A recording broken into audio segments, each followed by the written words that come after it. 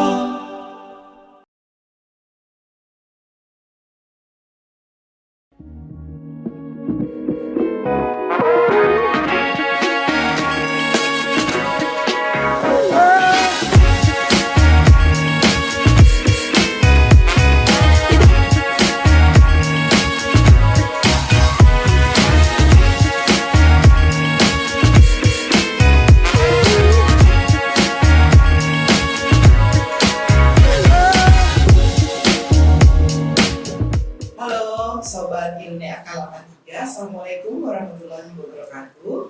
Saya Dr. Heriani, SPKJ, konsultan, dan saat ini saya bersama teman saya sekuliahan dulu nih, sejak kuliah Dr. Budi Adriskanda, spesialis kedokteran olahraga. Nah, udah lama nih saya nggak ketemu beliau, tapi dulu setahu saya beliau itu adalah dokter untuk tim Persita Persatuan Sepak Bola Tangerang, terus di KONI juga ke SEA Games lah ya, segala macam itu gitu. Tapi terus lost touch. Nah, mungkin kita tanya dulu nih ya, Budi, sejauh ini ngapain aja nih akhir-akhir ini?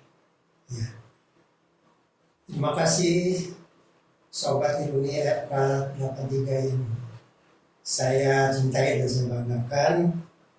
Alhamdulillah, kegiatan saat ini saya lebih banyak sebagai praktisi dan mungkin juga narasumber kesehatan olahraga di instansi-instansi seperti KONI, ya, KONI Kota Tangerang, KONI Provinsi Banten, dan Dispora, ya. Dispora. Apa tuh Dispora? Iya, Dispora itu Dinas Pemuda dan Olahraga. Ya.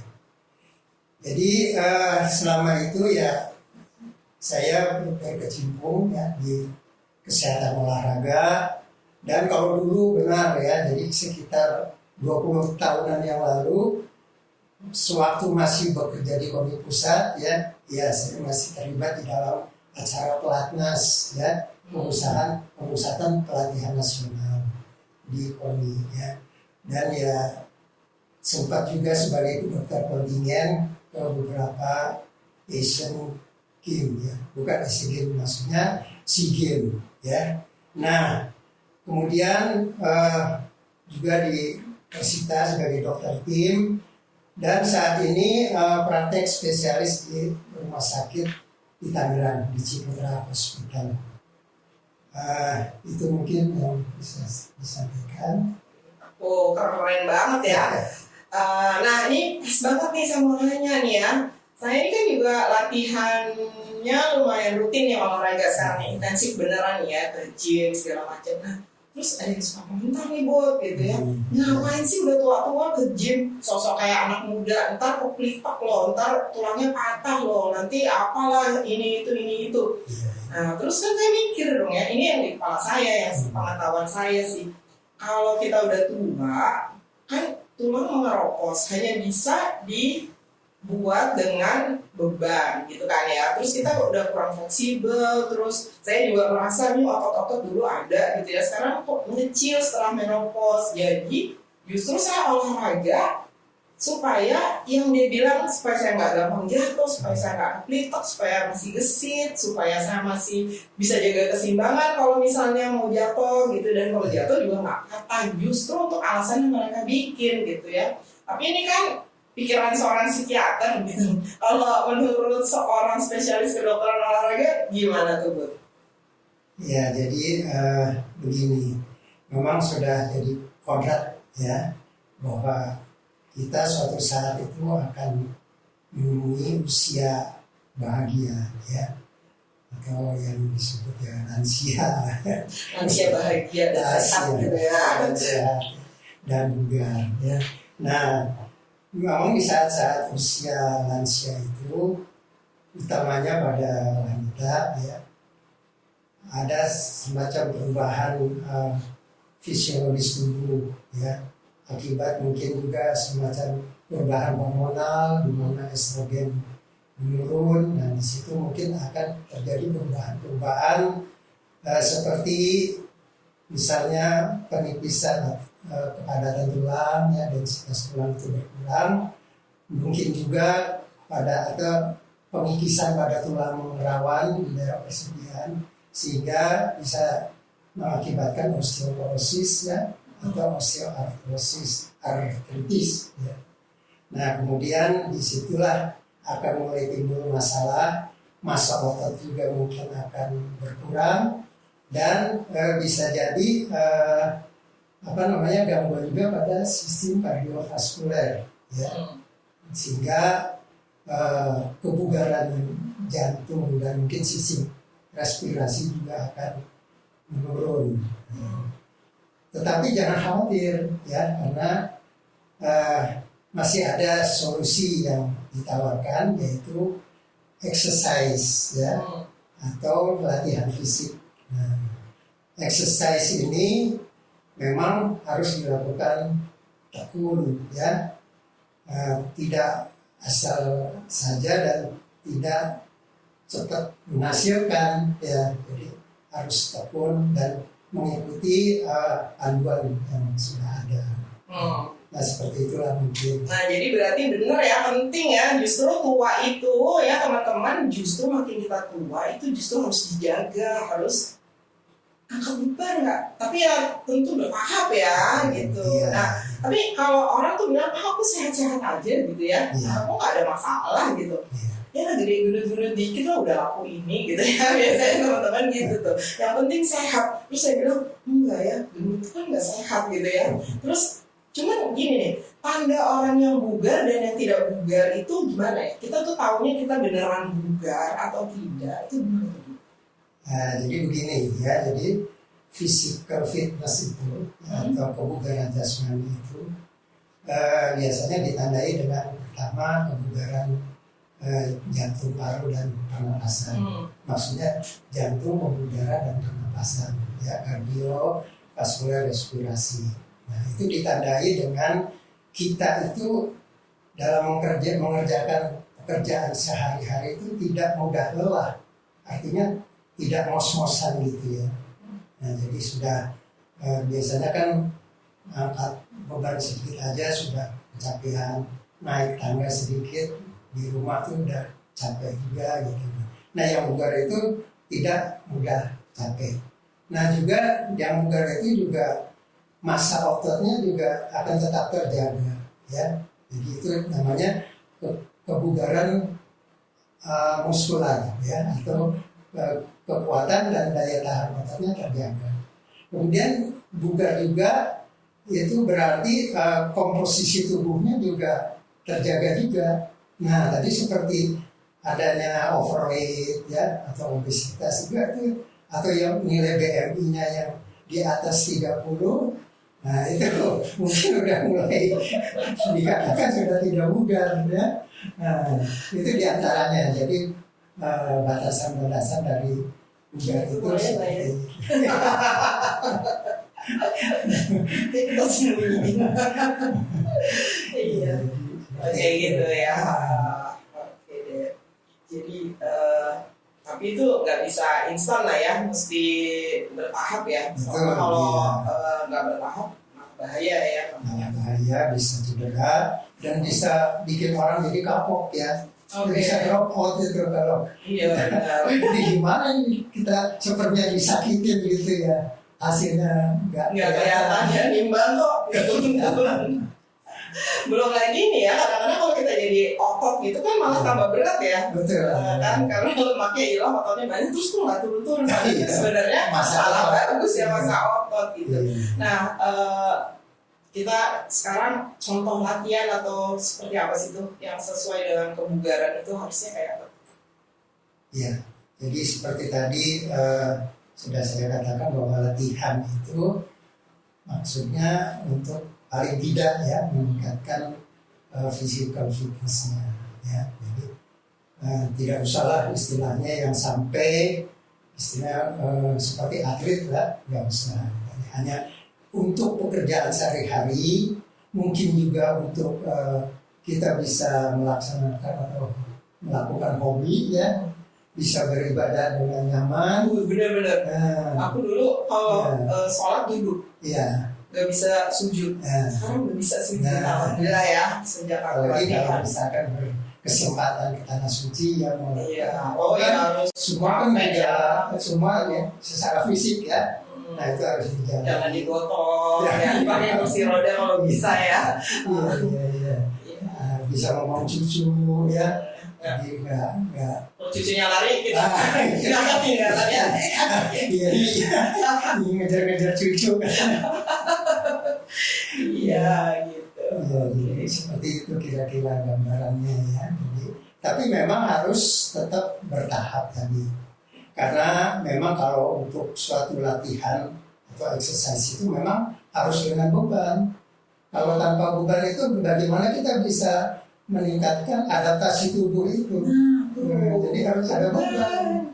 Tapi beban juga harus bertahap sesuai dengan kemampuan ya.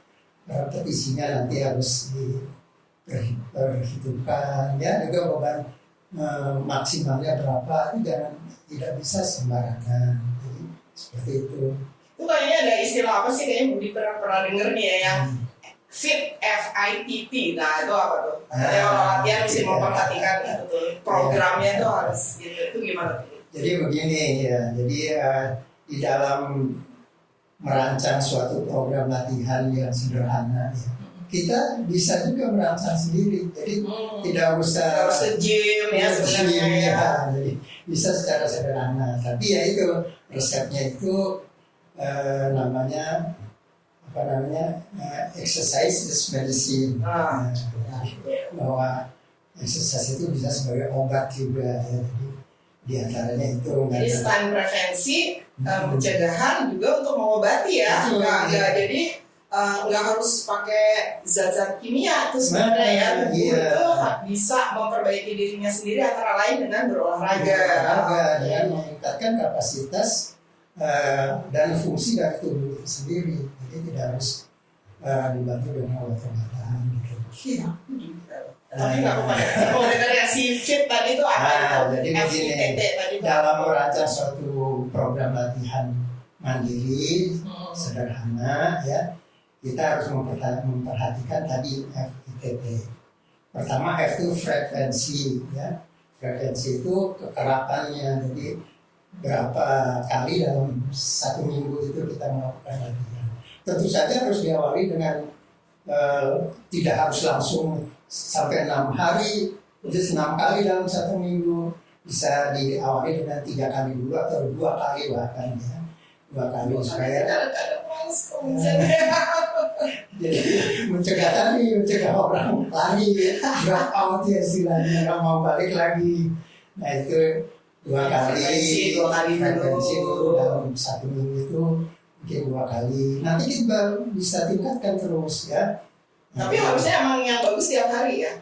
Ya akhirnya nanti pada akhir program kan dirancang untuk 3 bulan ya. Oh, dalam 3 bulan. 3 bulan harus sudah mencapai 6 kali ya. Nah, jangan kecepatan. Kalau waktu sebulan itu 6 kali, ya kecepatan ya. Kecuali kalau yang sebelumnya udah terbiasa aktivitas fisik gitu ya. Jadi itu yang F ya, yang I-nya intensitas. Ya, intensitas itu disitulah beban latihan. Nah, kita indikatornya itu dengan nadi latihan. Jadi kita tidak bisa lihat berapa beban yang diangkat atau berapa lama kita bergerak ya dengan berat, tapi kita ukur nadinya.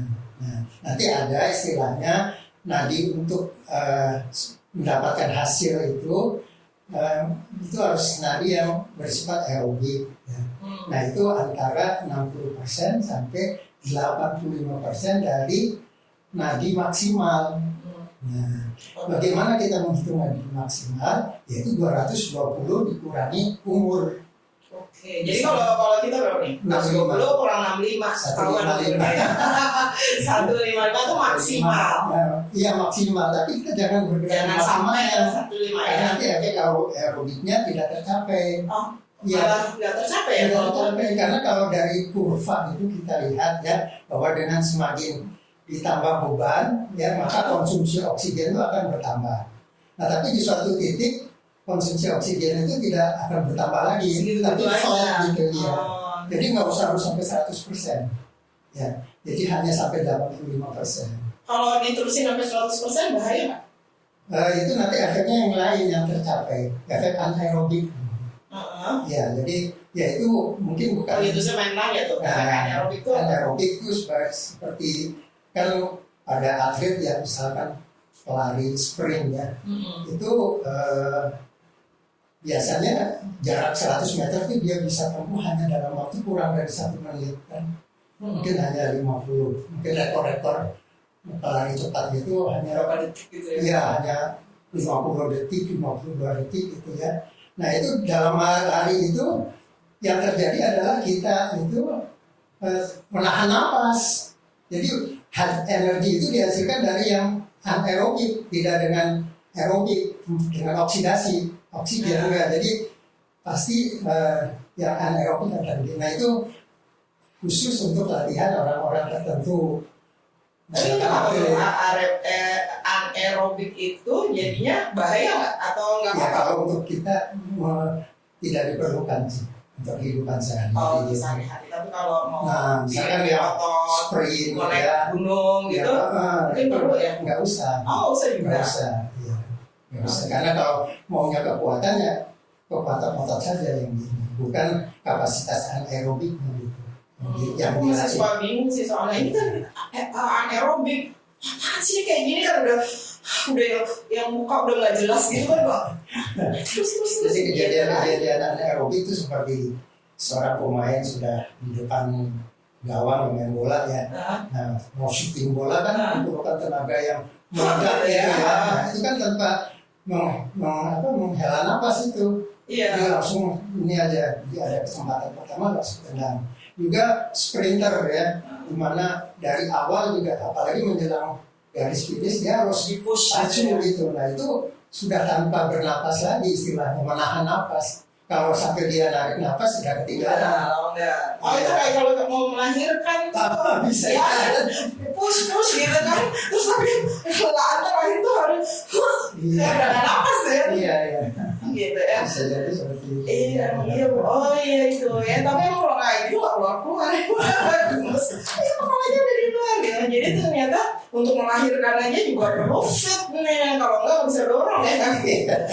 Cewek itu perlu olahraga banget dari muda ya sampai tua tuh. Iya.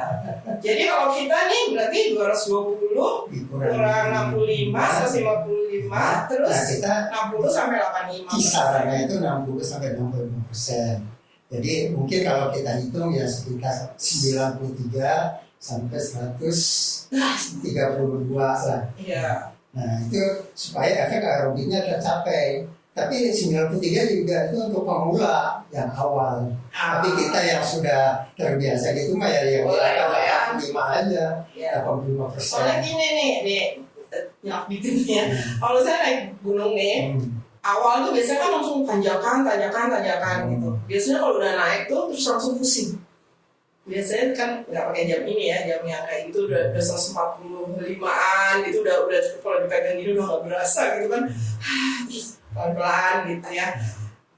Tapi kalau itu udah diemnya istirahat, habis itu naik lagi, cepat lagi. Tapi udah tanjakan ketiga tuh biasanya dia adaptasi ya. Iya. Ya kan, nggak segitu cepat lagi, padahal mungkin tanjakannya sama, effortnya sama gitu. Betul. Soalnya yang namanya biasanya nggak apa-apa mbak, terusin aja nanti juga turun. Serius lu ntar gue pingsan. Si gunung siapa yang membuat turun? Iya, jadi ketika menanjak itu ya memang yang dibutuhkan tetap kapasitas aerobiknya tambah dengan kekuatan dan daya tahan otot. Iya. Di situ yang dibutuhkan. Gitu. Makanya mungkin ya kalau seperti Lia ini hobi naik gunung ya sudah memang itu yang sudah Emang harus ya diperkuat. Ya, jadi memang anaerobiknya juga mesti lumayan dicoba ya. Ya, supaya bisa untuk melepas tanjakan itu loh, itu kan iya, pokoknya di saat-saat kita mungkin, di saat-saat kita mungkin tidak bisa menarik nafas lagi tapi harus dicapai itu dengan segera ya. Tapi kalau naik gunung sih nggak harus segera ya, Iya. capek mah istirahat aja, nggak usah maksa. Kecuali kalau misalnya atlet panjat Iya, tebing tapi nggak usah cepat-cepat. Oke, terus tadi ada RFI itu siapa lagi tuh? AFI terus T ya. Nah, T-nya tuh time. Oke. Jadi dalam satu sesi latihan itu kita membutuhkan berapa waktu, berapa menit ya. Nah itu berkisar misalkan dari pemula itu sekitar 20 menit sampai 60 menit ya yang sudah terbiasa gitu. Ya memang sebaiknya sih tidak lebih dari 60 menit. Kalaupun mau ya istilahnya nanti dibikin sesi lagi gitu ya. Kalau sekarang pagi mungkin nanti sorenya ini lagi gitu. Jadi bisa seperti itu. Kalau itu ya sudah cukup 60 menit. Nah, dan nanti digabungkan dengan tadi frekuensi di akhir minggu ke-12 ya. Nah itu frekuensi sudah bisa 6 kali, terus time-nya sudah bisa 60 menit ya. Intensitasnya bisa tadi di 80%, lagi maksimal. Terus repetisi berapa tuh? Biasanya kan satu set tuh ada beberapa latihan gitu ya, ada 3 atau 4. Untuk latihan bebannya. Ya, misalnya beban atau yang simbangan, kan ada spot misalnya. Iya, repetisi kalau untuk lansia ya itu sebetulnya sih dari awal itu dengan beban yang rendah itu hanya diperlukan 1 repetisi sih. Awal tapi kesananya udah bisa ditambahin 2 repetisi, 3 repetisi ya. Kemudian set maksudnya. Iya setnya, tapi satu itu ada berapa bisa antara 16-17 ya. Tapi cuma sekali ya. Terus kalau misalnya udah bisa 3 set, langsung atau ada istirahat gitu? Ada istirahatnya sekitar 2 menit, 3 menit gitu ya. Itu ya kira-kira yang dibutuhkan untuk usia-usia bahagia. Jadi butuh untuk supaya masa otot itu tidak. Kalau saya bandel, diajak ngobrol gitu sampai itu, aku udah 5 menit gitu. Aduh, habis capek. Oke, terus apa tuh? Satunya lagi apa? Satunya lagi type. Nah kita type-nya itu aerobik. Tipenya. Tipenya. Jadi jenis latihannya aerobik. Tapi aerobik itu kan macam-macam. Ada jalan biasa, jalan santai, jalan cepat, bersepeda, renang, jogging, ya. Pokoknya senam, ya segala macam yang mengeluarkan tenaga, mengeluarkan keringat, mengeluarkan energi itu itu namanya aerobik. tapi nggak sampai anaerobik itu, sebatas aerobik. Tapi kalau yang angkat beban, terus latihan core, itu latihan itu aerobik juga? Aerobik juga. Oh tetap aerobik ya? Sampai yoga segala macam, pilates, itu juga aerobik juga. Karena tetap ada energi yang keluar, ada kalori yang keluar. Aku suka lupa napas kalau ngangkat beban gitu. Terus lupa. Harusnya tetap harus itu ya, breathing ya biar bagus ya. Terus apa lagi yang mesti diperhatiin kalau kita bikin program? Nah, bikin program itu sifat dari latihannya sendiri ya. Jadi waktu kita melaksanakan program itu, kita juga harus mencantumkan goalnya. Jadi selain tadi FITT, ada goal atau tujuan yang ingin dicapai apa? Di pria kan misalnya pengen bugar, sehat, kemudian juga mungkin otot-otot itu daya tahan dan kekuatannya juga bisa. Nah, samburan jadi muscular endurance dan muscular strength itu harus diperhatikan juga gitu ya. Kemudian juga ya dari tadi BMI-nya juga harus dipertahankan. Nah, jadi supaya kita bisa dikatakan bugar lah gitu. Nah, seperti itu. Nah, kemudian kita lihat sifat latihannya sendiri. Pertama tadi memang harus dengan beban, ya. Nah, tapi bebannya itu atau overloadingnya itu harus bertahap, ya. Kemudian yang kedua bahwa latihan itu harus berjenjang, istilahnya ya pelan-pelan lah gitu, jangan sampai terus langsung ini. Terus yang ketiga disesuaikan antara intensitas ataupun latihan itu dengan frekuensinya. Jadi jangan frekuensi meningkat, beban juga meningkat, bisa ini orang ini kalau ketika frekuensi naik ya bebannya jangan dinaikkan dulu. Iya. Oh pantesan. Aku juga suka gitu kalau disuruh yang terlalu berat, protes kan nggak kuat gitu. Udah 8 kali aja 8 kali. Nggak mau yang segini gitu. Yang lebih ringan aja. Oke boleh 20 kali gitu ya. Oke gitu ya. Jadi intensitas harus diatur. Atau pelan gitu. Kalau cepat-cepat banyak ya gitu. Kalau pelan-pelan kan males tuh. Berat gitu. Ya udah. Kalau itu boleh 12 kali. Kalau itu maunya cepat ringan 20 kali. Oh ternyata emang begitu ya, nggak boleh sekaligus. Oh iya ya, aku percaya sama coachku ya. Aku suka sebel sama dia soalnya. Nah, terus gini nih, kalau kita mau latihan boleh langsung gitu ya. Aku kadang-kadang keluar gitu langsung pasang YouTube, langsung aja latihan inti gitu. Atau harus pemanasan pendinginan itu wajib nggak sih? Ya itu harus diperhatikan. Karena salah satu penyebab dari cedera adalah tidak disertai dengan pemanasan dan pendinginan. Cukup 5-10 menit untuk pemanasan. Misalnya peregangan, ya. Peregangan itu bisa ya statis, ya bisa juga ada sedikit gerakan dinamisnya ya peregangan.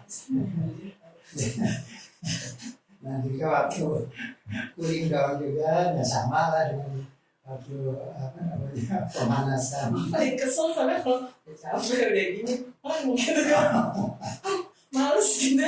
Nah ini dulu udah selesai udah pengen udah, apaan sih gitu. Emang ternyata penting ya tuh ya yang nggak bergerak itu juga penting selain yang stretching yang kita apain gitu kayak begini. Ada atlet sepak bola atau futsal misalnya sesudah latihan itu mereka ada stretching tapi juga ada ya lari-lari kecil jogging mengelilingi lapangan nggak banyak sih, paling dua putaran atau 3 putaran kecil aja. Iya, maksudnya supaya tadi misalnya kalau ada penumpukan asam laktat ya hasil dari metabolisme itu supaya bisa di remove ya. Oh gitu. Iya itu tidak akan menyebabkan otot jadi sakit nantinya. Tapi kalau nggak ada pendinginan langsung berhenti.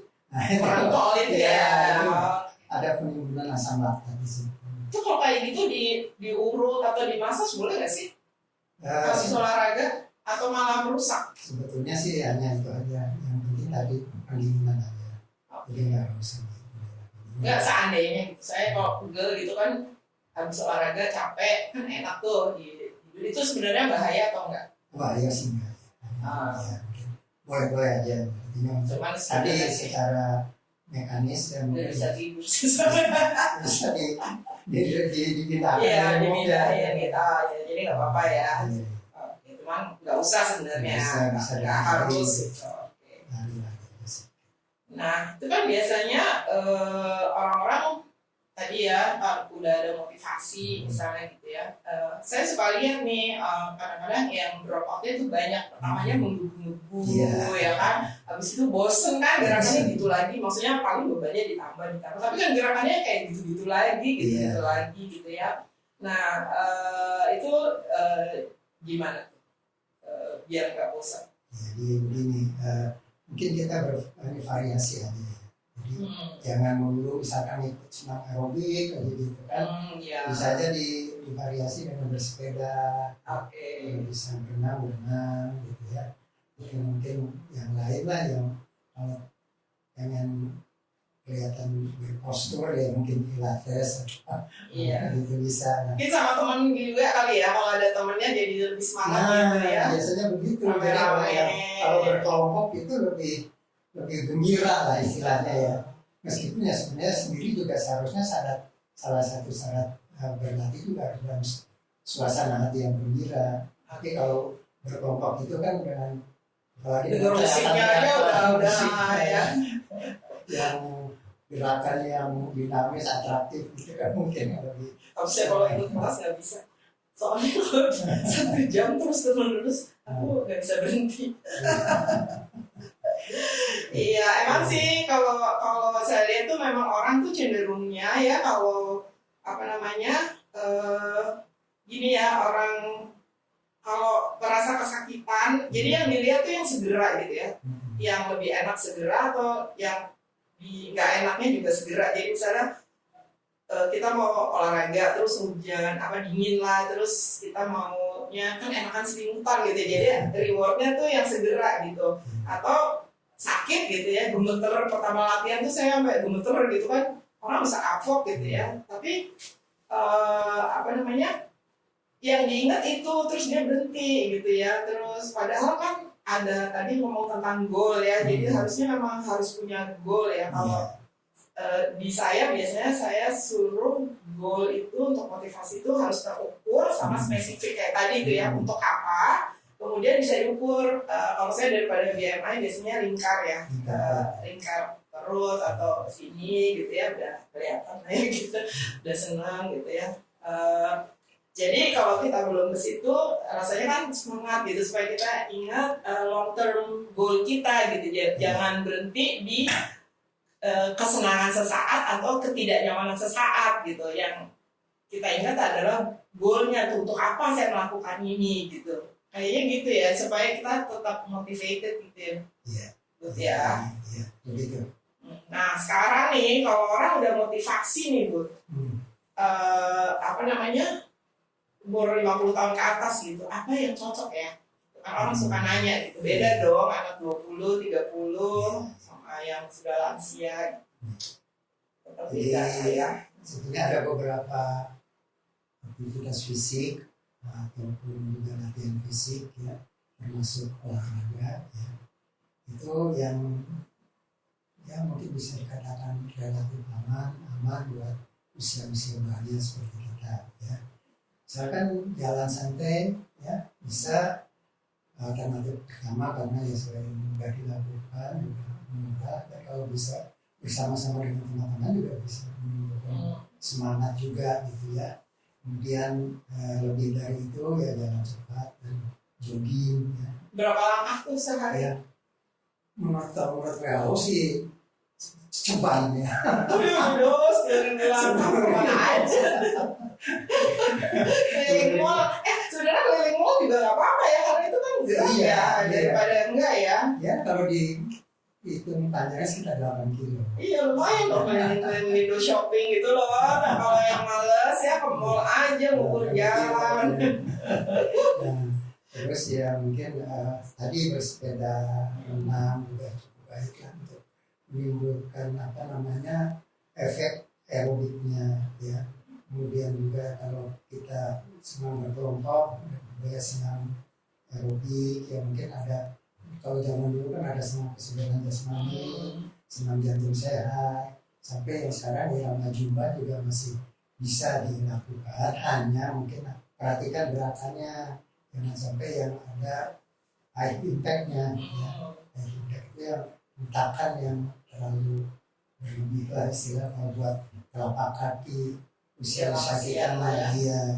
Nah, kalau yang suka misalnya tadi posturnya mau diperbaiki ya mungkin yoga bisa, pilates ya. Nah kemudian ya yang lainnya ya olahraga permainan, Itu nggak apa ya tuh kayak futsal gitu ya, dadakan itu katanya dulu ada yang saya pernah dengar nih, katanya justru kalau udah tua tuh jangan yang kayak badminton tuh kan dadakan, bukan sesuatu yang ritmik gitu, kayaknya ritmik lebih aman. Itu gimana? Ya jadi harusnya permainan seperti itu harus yang futsal gembira, harus begitu, badminton gembira. Jadi jangan sampai betul-betul seperti bola-bola sulit itu di pojok-pojok diambil juga gitu, jangan. Dan memang harus double, jangan single kalau kayak badminton gitu. Termasuk tenis juga masih ada yang bisa aman buat lansia, hanya memang ya gitu harus jangan aja gitu ya, memaksakan diri mengambil bola sulit gitu. Maju. Iya, karena sudah dikasih drop shot, dikasih lob ke belakang. Langsung mundur seperti itu.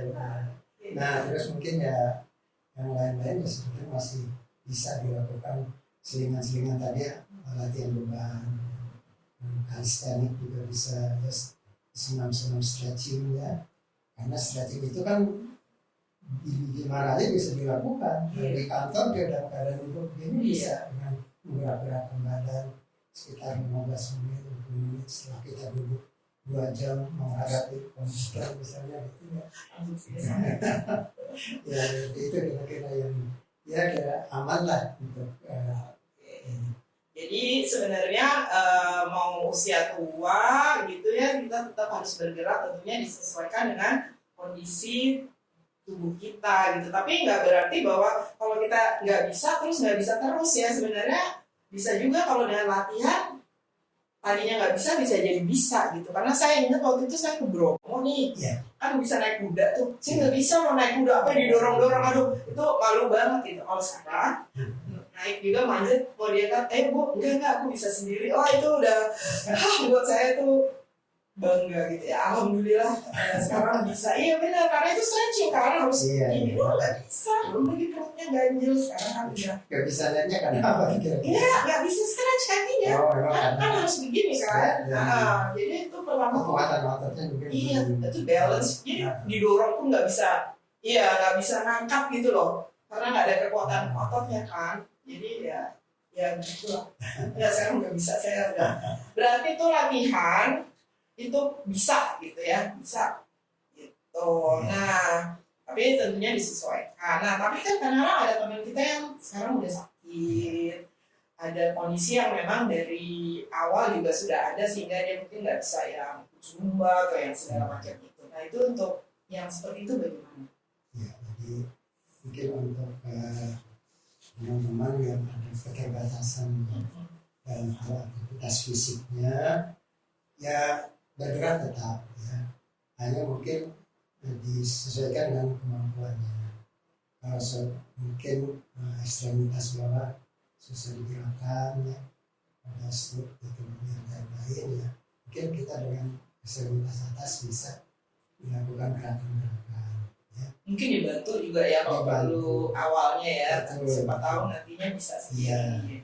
Kemudian yang juga misalnya ada keterbatasan dalam fungsi jantung segala macam juga itu kan bisa lah dengan yang sederhana seperti jalan santai gitu kan, pelan, kemudian bersepeda juga masih bisa ya, disesuaikan aja bebannya, mungkin jalannya jalan datar aja dengan pakai tanjakan, mungkin yang lain-lain juga masih bisa dilakukan dalam keadaan keterbatasan. Nah khusus misalnya dengan kayak adanya kelainan pada tulang misalnya juga, itu kan ada senam khusus ada osteoporosis ya. Kemudian juga mungkin osteoartritis, ada gangguan nyeri ya pada lutut misalnya, itu juga dengan dengan gerakan-gerakan senam tertentu itu bisa ya istilahnya memperbaiki rasa nyeri itu. Ya. Iya, Jadi, iya, benar. Saya mau cerita nih, mau sharing nih ya. Saya ini osteoartrosis grade 2 loh saya nih. Ya kan, terus makanya waktu itu bisa nggak naik gunung gitu kan ya.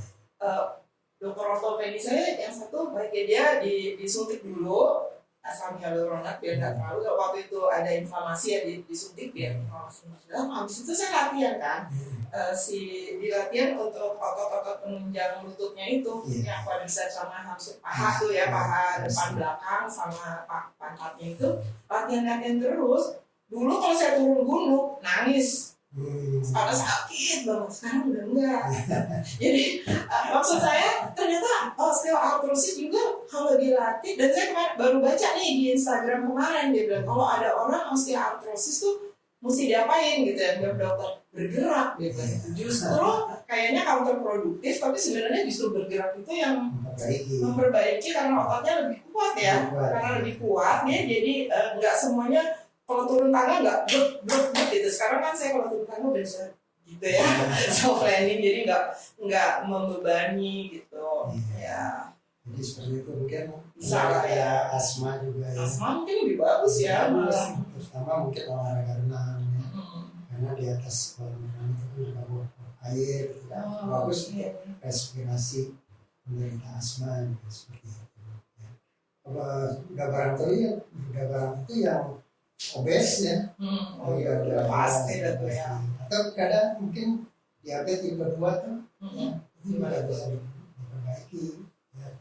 Karena exercise atau gerak itu akan memudahkan insulin masuk ke dalam sel untuk membakar oksigen atau untuk membakar glukosa ya. Jadi mungkin nanti nggak terus bersirkulasi di dalam aliran darah gitu, bisa efektif dimasukkan dalam sel untuk dibakar menjadi energi.